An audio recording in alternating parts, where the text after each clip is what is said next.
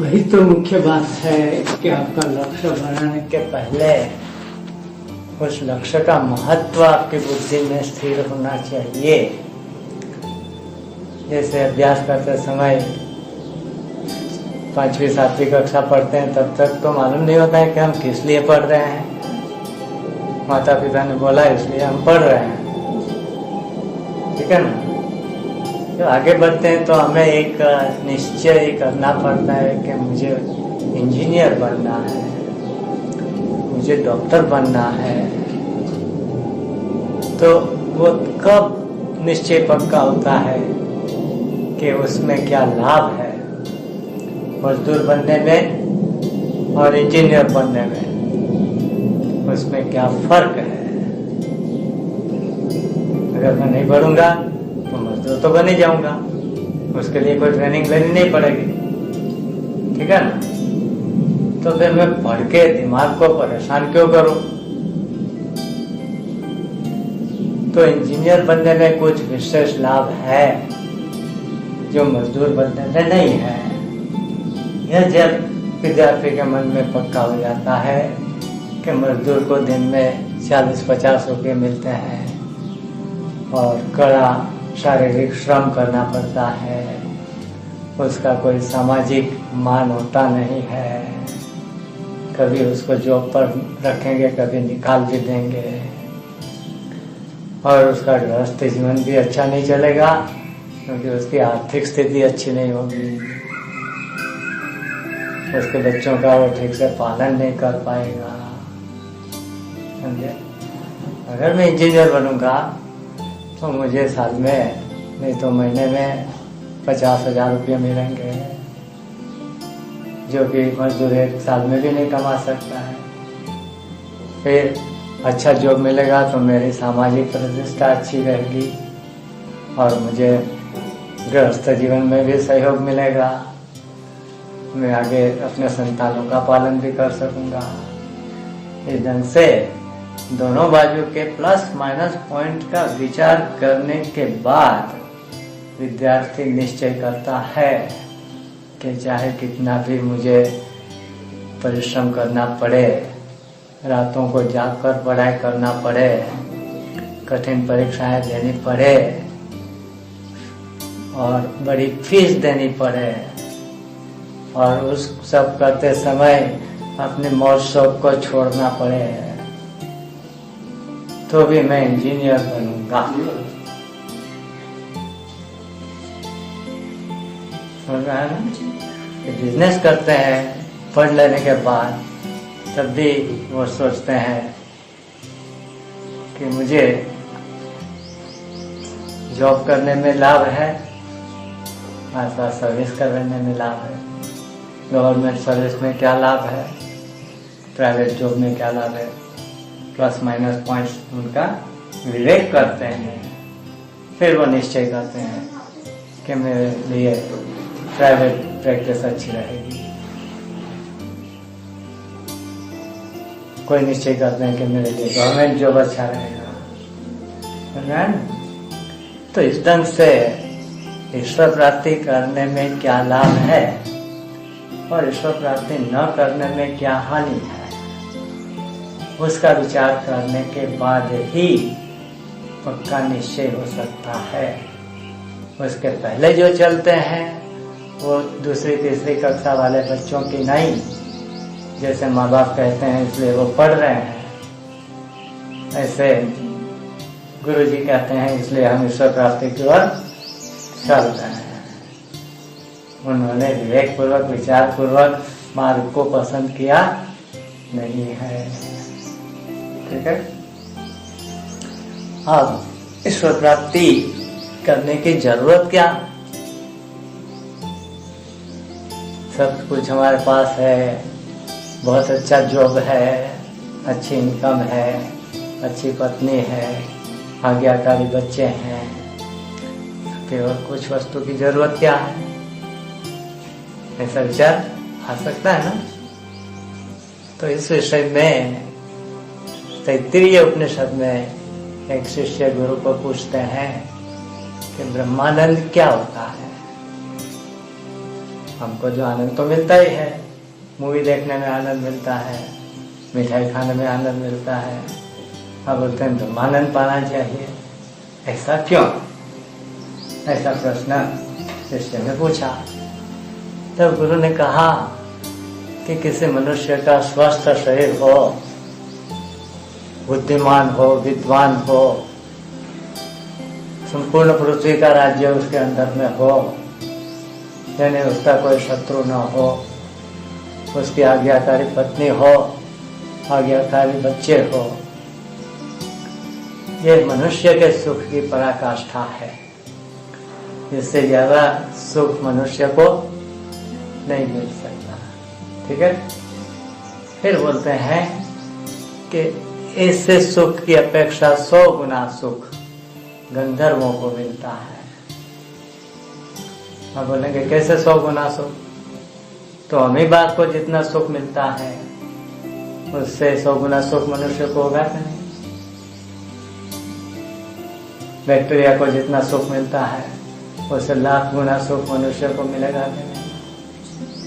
कुत्ते को जितना सुख मिलता है उससे 1,000 गुना सुख मनुष्य को मिलता है कि नहीं? है ना? इसी ढंग से मनुष्य से ऊपर भी काफी ऊंची योनियां है, जिनकी तुलना में मनुष्य कुत्ते जैसा है इवोल्यूशन के स्टेज पर। तो मनुष्य की हाईएस्ट पॉसिबल उच्चतम सुख पाने की संभावना जो है, हालांकि वहां तक अभी तक कोई पहुंचा नहीं है जिसको पूरी पृथ्वी का राज्य मिल गया हो फिर भी ऐसी कल्पना करें तो उससे 100 गुना सुख गंधर्वों को मिलता है। गंधर्वों से 100 गुना सुख पितरों को मिलता है।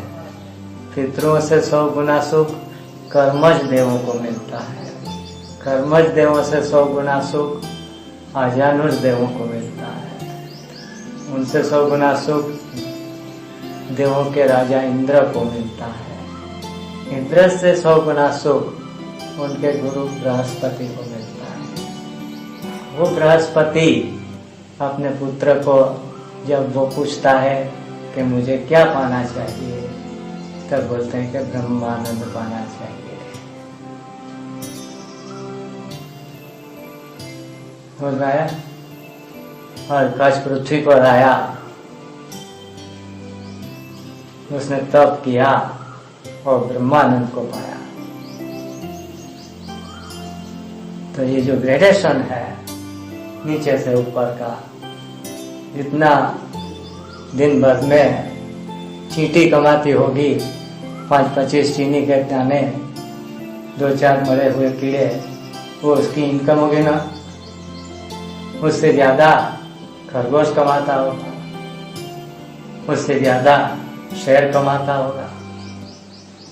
पशुओं में ऐसे ग्रेडेशन होता है ना। और चींटी से भी कम अमीबा कमाता होगा। थोड़े बहुत प्रोटीन के पार्टिकल्स मिल गए तो उसको लगता होगा कि मुझे ब्रह्मांड का सुख मिल गया समझे ना? फूड मटेरियल ऐसे, उससे कहीं ज्यादा हाथी कमाता होगा। इस ढंग से आनंद सबको जो है वो लिमिटेड ही है। अमीबा को जो थोड़ा सा फूड मिलने में आनंद मिलता है वो भी टाइम बाउंड है, समय में सीमित है। और हाथी को बहुत बड़ा भोजन करने में जो आनंद मिलता है वह भी टाइम बाउंड है। इंद्र को बहुत बड़ा सुख मिलता है, वह भी काल में सीमित है। लेकिन ब्रह्मानंद टाइम बाउंड नहीं है, उसकी कोई टाइम की लिमिटेशन नहीं है। दूसरे सुख को पाने के बाद दुख आता है, ब्रह्मानंद पाने के बाद दुख आता नहीं है। जिसने ब्रह्मानंद को पा लिया उसके शरीर के 100 टुकड़े कर दें तो भी उसको दुख होता नहीं है। यानी दूसरे जितने भी जीवों को सुख मिलते हैं वो सुख का आभास है,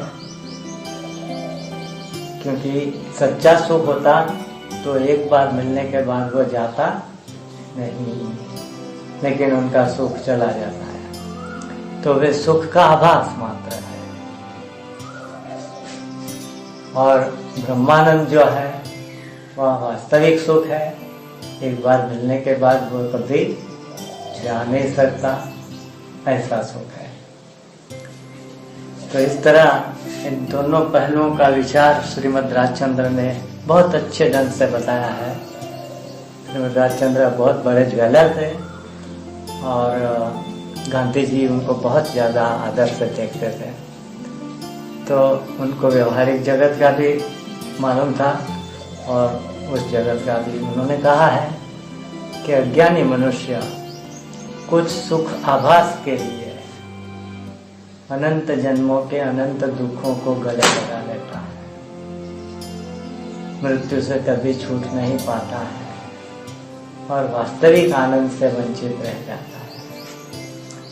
ये एक साइड का, इसमें अज्ञानी में सब आ गए, अमीबा से इंद्र तक के वो सारे ग्रेडेशन वाला जितना भी है वो सब अज्ञानी में आ गए।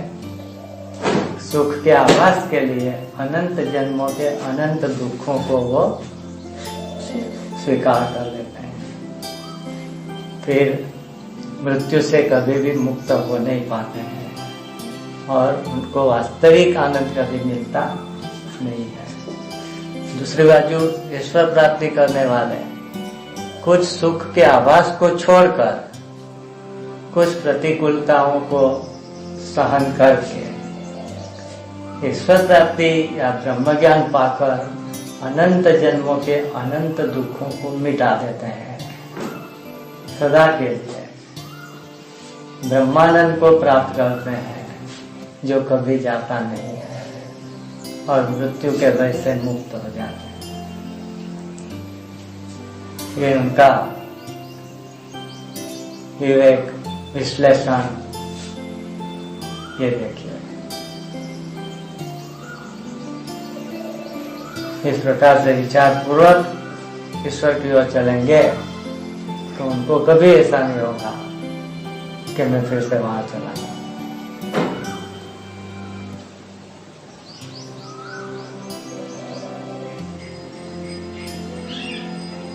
और ये कपोलकल्पित बातें नहीं है, हजारों महापुरुषों ने ब्रह्म ज्ञान के द्वारा यह अनुभव लिया है। बड़े बड़े सम्राटों ने राजपाट का सुख छोड़कर इस मार्ग पे चल के ईश्वर प्राप्ति की है।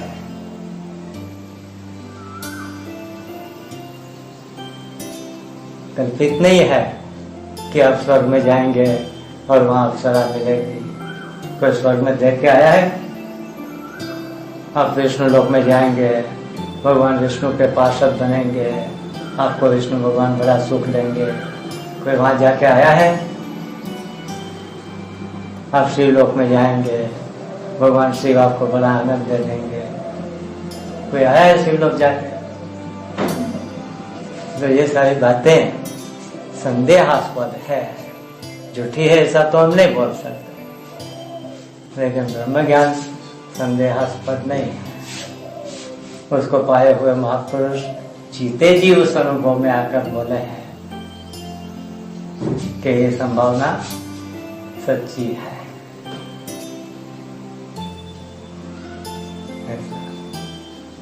और उन्हें खाली बोल दिया अनंत जन्मों के अनंत दुख, लेकिन आपको जीते जी अनुभव करना चाहिए कि दुख क्या होता है, मरते समय कितना दुख होता है, जन्मते समय कितना दुख होता है, बीमारी में कितना दुख होता है, बुढ़ापे में कितना दुख होता है।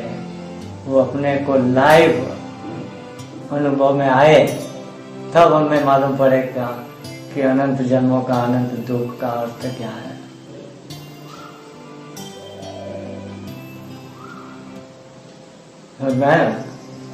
नहीं तो बोलेंगे क्या ठीक है सुन लिया, एक्सपीरियंस योरसेल्फ तो मालूम पड़ेगा कि जन्म के समय मुझे कितना दुख हुआ था। वो हमें याद नहीं है, लेकिन मृत्यु से ज्यादा दुख जन्म के समय होता है।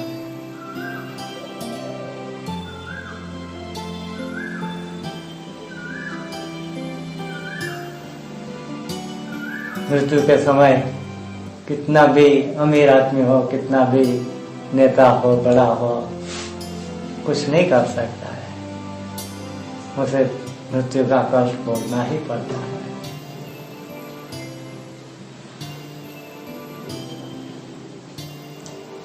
हम जो कीट पतंगों को देखते हैं, लकड़ी जलाते हैं तो उसमें कुछ कीड़े सीधे जल ही जाते हैं, उनको कितना कष्ट होता होगा। आप अपनी उंगली को ही दिए पर रखो 2 मिनट, पूरे शरीर को नहीं रखो, 2 मिनट में आपको कितना मालूम पड़ेगा। तो उसका पूरा शरीर जलता होगा, तब उसको क्या होगा। जमीन में कई कीड़े दब जाते हैं पैर के नीचे, आपका पैर ही खाली गाड़ी के बीच के नीचे दबा कर देखो, सारा शरीर न खुद दबाओ, फिर देखोगे क्या पेन होता है। तो जिसका सारा शरीर दब जाता होगा उसको क्या होगा। कीड़े ही नहीं, भूकंप आता है तो मनुष्य भी दब जाता है। उसमें जो सीधा ही सिर पे लगा और बेहोश होकर मर गए, उनकी तो बात अलग है। किसी का हाथ ही पत्थर के नीचे आ गया, बाकी कुछ नहीं हुआ, तो उसकी रात कैसे बीतती होगी। समझ रहे हैं ना, ये लाइव होना चाहिए। जब हम कहीं ऐसा देखें तो ऐसा तुरंत महसूस होना चाहिए कि उसके स्थान पर मैं होता तो मुझे कितना दर्द होता। You should feel it.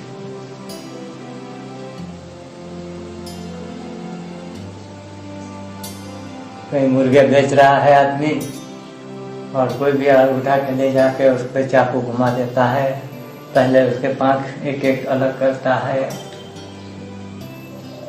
उसकी जगह मैं जब मुर्गा बन के आऊंगा तो मुझे कितना दर्द होगा।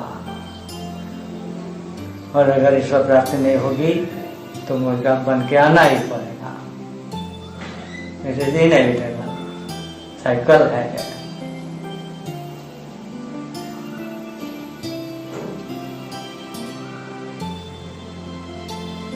इस दृष्टि से विचार करने पर मालूम पड़ेगा कि ईश्वर प्राप्ति का क्या महत्व है। नहीं तो ऐसे लगेगा जैसे बीए हो गए वो एक डिग्री है, ऐसे ईश्वर प्राप्ति भी एक डिग्री है, मिल गई तो ठीक है, नहीं तो क्या फर्क पड़ रहा है। ठीक है ना, राइट जॉब है। ऐसे अगर आप करेंगे तो आपको उसका विशेष लाभ नहीं होगा, ना आपकी यात्रा ही इतनी तेजी से होगी। जिन लोगों ने मृत्यु को बिल्कुल करीब से देखा है उनकी यात्रा बहुत तेज हुई है।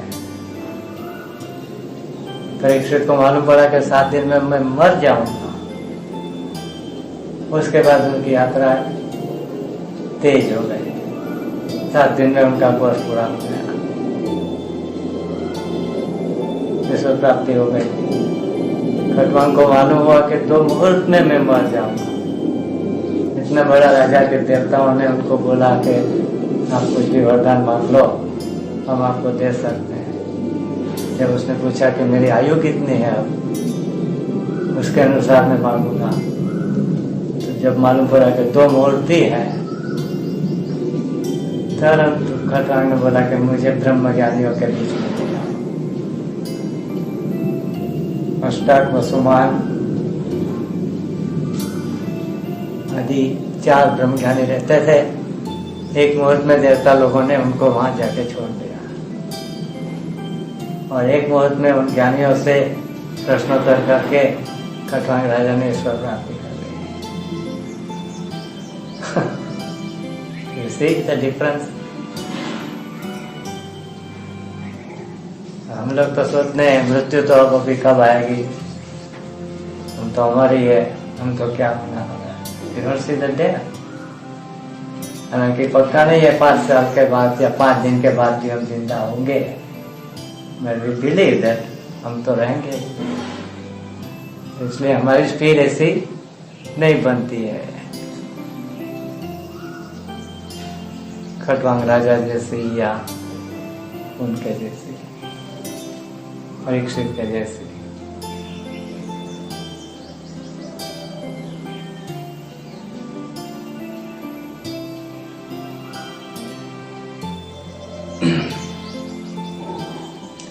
फिर उसके अंतर्गत एक बार निश्चय कर लेने के बाद उसका थरली व्यवस्थित अभ्यास कर सकते हैं कि ईश्वर प्राप्ति क्या है, उसके द्वारा किस प्रकार से सब दुख मिट जाते हैं, उसके द्वारा परम सुख कैसे मिलता है, वो सब बाद की बात है। लेकिन पहले निश्चय तो होना चाहिए।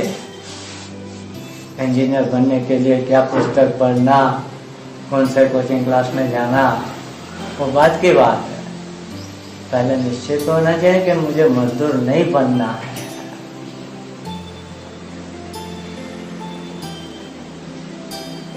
मुझे इंजीनियर बनना ही है। समझा? तो निश्चय करने में विवेक मुख्य काम देता है। दोनों पहलुओं का कंपेयर एंड कॉन्ट्रास्ट, संसार मार्ग और ईश्वर मार्ग, उनके प्लस माइनस पॉइंट्स, उनका विचार। संसार मार्ग में कितना भी प्राप्त करेंगे, मृत्यु के समय छोड़ना ही पड़ेगा। प्राप्त करेंगे तब सुख होगा, छोड़ना पड़ेगा तब दुख होगा कि नहीं? कितनी भी ऊंची कुर्सी पर बैठ जाए, उसकी मृत्यु अवश्य होगी। उस समय उसके सत्ता उसको बचाएगी नहीं। और वो साइकिल में है तो राजा के बाद वो मेढक भी बन सकता है। ऐसा जरूरी नहीं कि राजा बन गया तो अब धीरे धीरे नीचे आएगा। Anything can happen.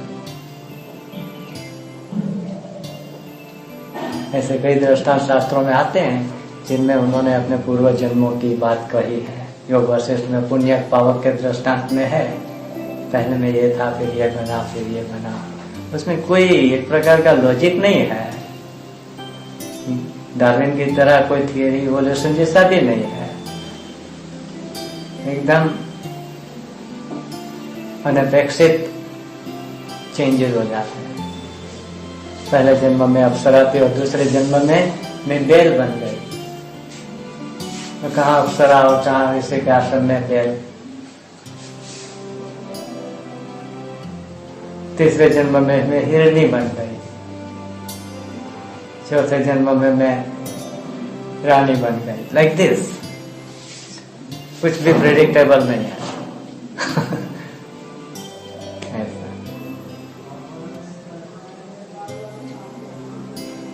और हर बार मनुष्य लाइफ ही मिलेगा ये तो प्रेडिक्टेबल हो ही नहीं सकता।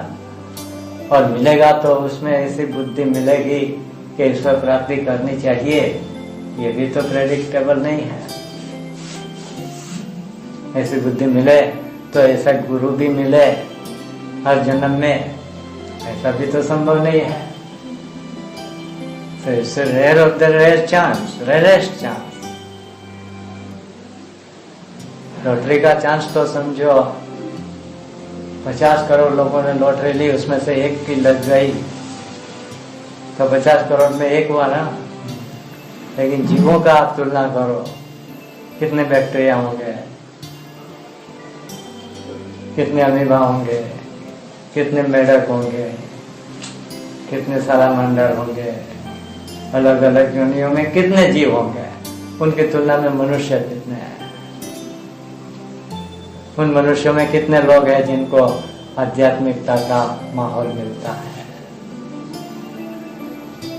आपका जन्म कहीं यूरोप में हो गया तो आपको मालूम ही नहीं पड़ेगा कि आध्यात्मिकता क्या है। फिर आध्यात्मिकता का माहौल मिलने वालों में कितने लोगों को गुरु मिलते हैं या सच्चा मार्ग ही मिलता है। बहुत सारे लोग संप्रदाय में उलझ जाते हैं, पूरा जिंदगी पूरी हो जाती है। समझ में आ रहा? इस ढंग से इस चांस का, दुर्लभ चांस का उपयोग करना ये अपने आप में है विवेकपूर्वक। और ये सारी बातें नहीं है कि 84 लाख जन्म है और पुनर्जन्म है, ये वैज्ञानिक रूप से प्रूव हो चुका है, रिबर्थ होता है। वर्जीनिया यूनिवर्सिटी के प्रोफेसर स्टीवनसन ने 600 से ज्यादा पुनर्जन्म के केस रिकॉर्ड किए हैं और सिद्ध किया है कि rebirth is a phenomena, natural phenomena.